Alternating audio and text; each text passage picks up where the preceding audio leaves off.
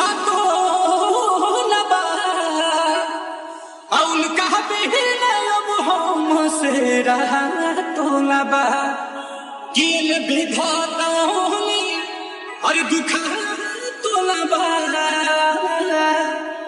आइन लहराता होने और धुआं तो लबा।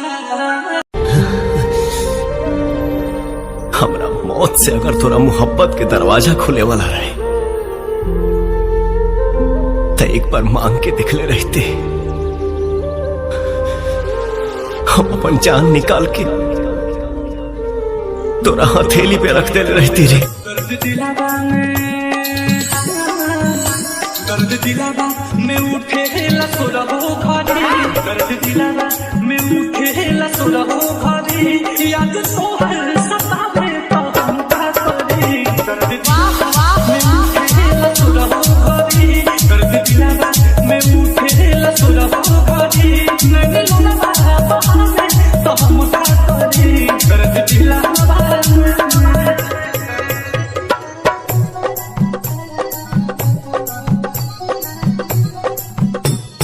DJ Nikhil Dayan, DJ Nikhil Dayan, DJ Nikhil Dayan, DJ Nikhil Dayan, DJ Nikhil Dayan, प्यार कोहरे के पहले बुझाइल नहीं, समझावल दिमाग में तलाइल नहीं। बड़ी अजीब सी मोहब्बत थी तुम्हारी, बड़ी अजीब सी मोहब्बत थी तुम्हारी, पहले पागल किया फिर पागल कहा और अब पागल समझ के छोड़। प्यार कोहरे के पहले बुझाइल नहीं, समझावल दिमाग में तलाइल नहीं।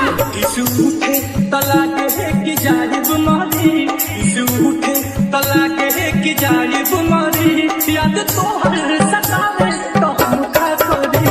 दर्द लसुरा हो भारी, दर्द दिलावा में उठे लसुरा हो भारी, याद तो हर सतावे तो हम का करी। दर्द दिलावा DJ Nikhil Dayan, DJ Nikhil Dayan, DJ Nikhil Dayan, Daulatpur, Sakaldiha, Daulatpur, Sakaldiha, Daulatpur, Sakaldiha, Daulatpur, Sakaldiha,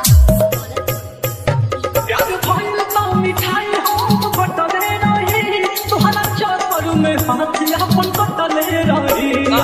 काश तू मेरी मौत होती, काश तू मेरी मौत होती तो एक बात तो तय था कि एक न एक दिन मुझे जरूर मिलती। प्यार भइल तो मिठाई हम बटले रही, तोहरा चक्कर में हाथ अपन कटले रही। ये बात सोची सोची जाता जीवा जारी, ये बात सोची सोची जाता जीवा जारी, याद तो हर सतावे तो हम का करी। दर्द लसुरा हो भारी, दर्द दिलावा में उठे लसुरा हो भारी, याद तो हर सतावे तो हम का करी। दर्द दिलावा